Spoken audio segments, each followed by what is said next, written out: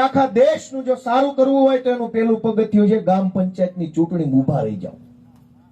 તમારે ચૂંટણીમાં ઊભું રહેવું નથી, નેતા બનવું નથી, આગળ આવવું નથી, અને રોજ જાગીને રોદણા રોવા છે તો એમય નહીં હાલે ભાઈ. આગેવાની તો લેવી પડશે કમસે કમ પોતાના ગામની.